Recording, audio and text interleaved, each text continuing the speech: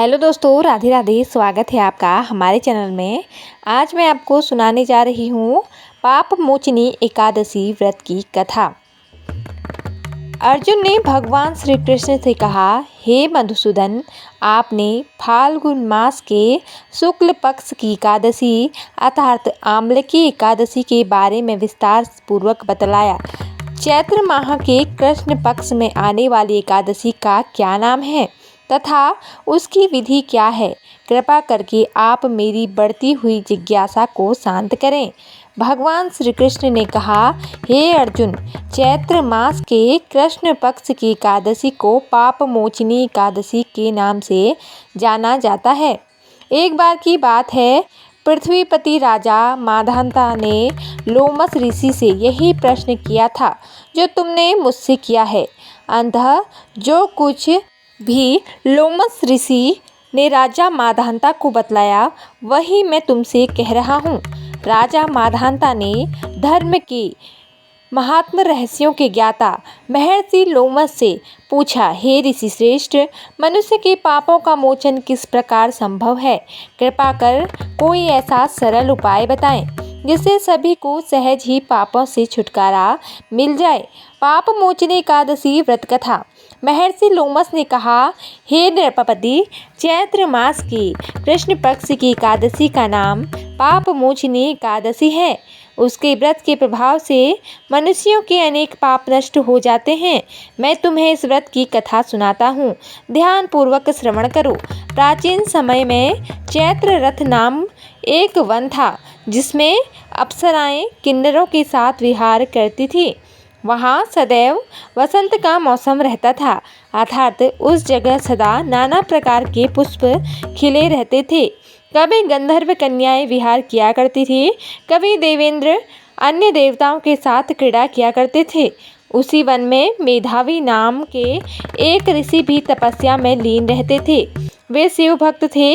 एक दिन मंजुघोषा नामक एक अप्सरा ने उनको मोहित कर उनकी निकटता का लाभ उठाने की चेष्टा की, इसलिए वह कुछ दूरी पर बैठ वीणा बजाकर मधुर स्वर में गाने लगी। उसी समय शिव भक्त महर्षि मेधावी को कामदेव भी जीतने का प्रयास करने लगे।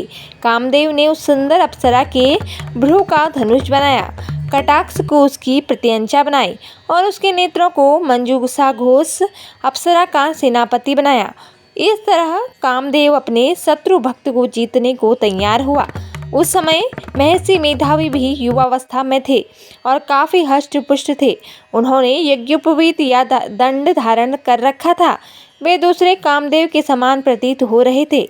उस मुनि को देखकर कामदेव के वश में हुई मंजुघोषा ने धीरे धीरे मधुरवाणी में वीणा पर गायन शुरू किया तो महर्षि मेधावी भी मंजुघोषा के मधुर गाने पर तथा उसके सौंदर्य पर मोहित हो गए। वह अप्सरा मेधावी मुनि को कामदेव से पीड़ित जानकर उनसे आलिंगन करने लगी। महर्षि मेधावी उसके सौंदर्य पर मोहित होकर शिव रहस्य को भूल गए और काम के वशीभूत होकर उसके साथ रमन करने लगे।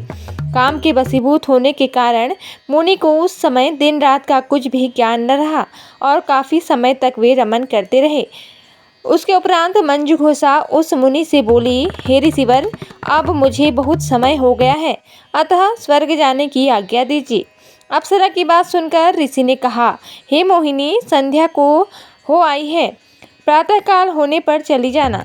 ऋषि के ऐसे वचनों को सुनकर अप्सरा उनके साथ रमन करने लगी। इसी प्रकार दोनों ने साथ साथ बहुत समय बिताया। मंजुघोषा ने एक दिन ऋषि से कहा, हे विप्र, अब आप मुझे स्वर्ग जाने की आज्ञा दीजिए। मुनि ने इस बार भी वही कहा, हे रूपसी, अभी ज़्यादा समय व्यतीत नहीं हुआ है, कुछ समय ठहरो।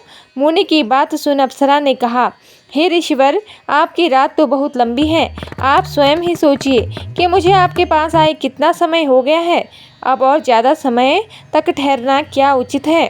अप्सरा की इस बात सुन मुनि को समय का बोध हुआ और वह गंभीरतापूर्वक विचार करने लगी।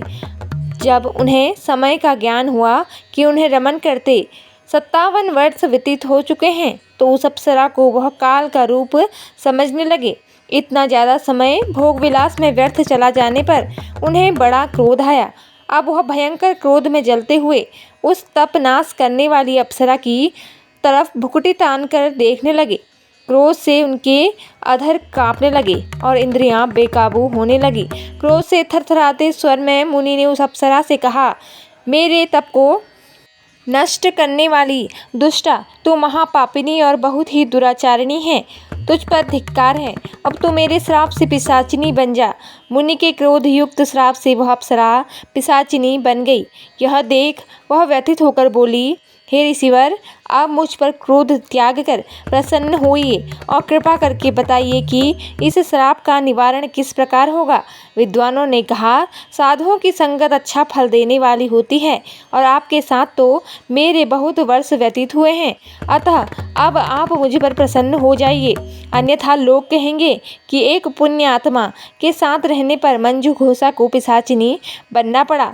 मंजू घोषा की इस बात सुनकर मुनि को अपने क्रोध पर अत्यंत ग्लानि हुई, साथ ही अपनी अपकीर्ति का भय भी हुआ, अतः पिशाचिनी बनी मंजू घोषा से मुनि ने कहा, तूने मेरा बड़ा बुरा किया है, किंतु फिर भी मैं तुझे इस श्राप से मुक्ति का उपाय बतलाता हूँ। चैत्र मास के कृष्ण पक्ष की जो एकादशी है उसका नाम पाप मोचिनी है।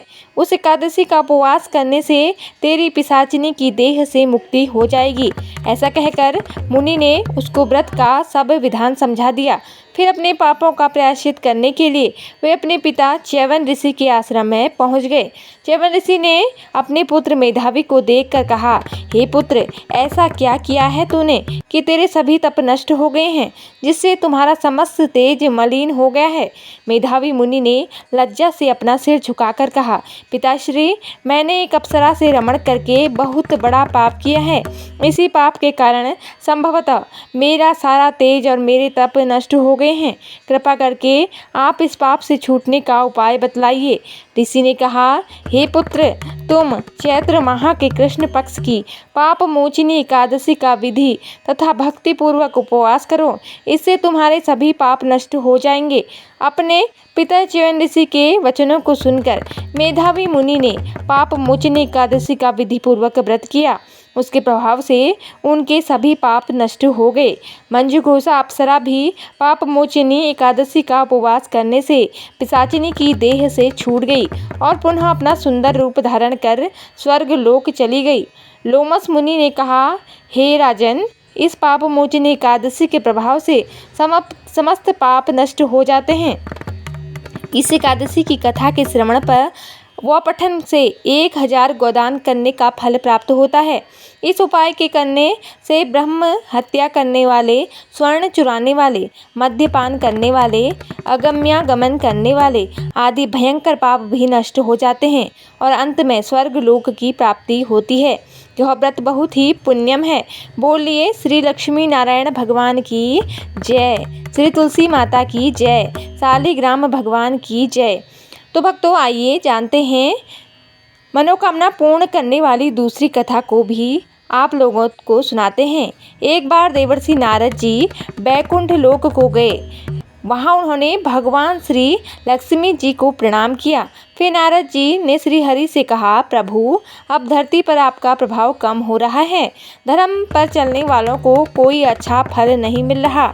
जो पाप कर रहे हैं उनका भला हो रहा है। तब श्री हरि कहने लगे, ऐसा नहीं है देवर्षि, जो भी हो रहा है सब नियति के कारण हो रहा है। श्री हरि की बात सुनकर नारद जी बोले, प्रभु, मैं तो देखकर आ रहा हूँ कि पापियों को तो अच्छा फल मिल रहा है, लेकिन भला करने वाले और धर्म के रास्ते पर चलने वाले लोगों को बुरा फल प्राप्त हो रहा है। उन्हें दुख भोगने पड़ रहे हैं। भगवान ने कहा, देवर्षि, कोई ऐसी घटना बताओ जिससे तुम्हें यह लग रहा हो। नारद जी कहने लगे, प्रभु, अभी अभी मैं एक गाय जंगल से ला रहा हूँ।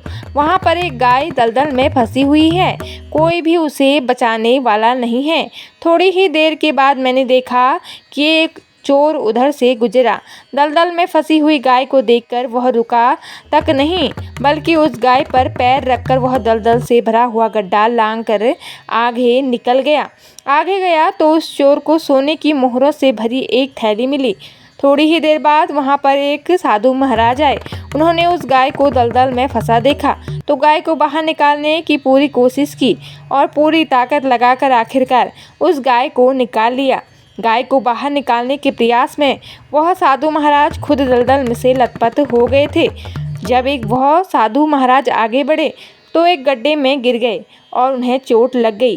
प्रभु, अब आप ही बताइए, यह कौन सा न्याय है? नारद जी की पूरी बात सुन लेने के बाद श्री हरि बोले, देवर्षि, यह सही ही हुआ। जो चोर गाय पर पैर रखकर भाग गया था उसकी किस्मत में तो एक खजाना था, लेकिन उसके इस पाप के कारण उसे केवल कुछ मोहरें ही मिल पाई। वहीं उन साधु महाराज को गड्ढे में इसलिए गिरना पड़ा क्योंकि उनके भाग्य में उस समय मृत्यु लिखी हुई थी, लेकिन एक गाय को बचाने के कारण और उस दलदल से बाहर निकालने के कारण उनके पुण्य बहुत अधिक बढ़ गए और उनकी मृत्यु बस एक छोटी सी चोट में बदल गई।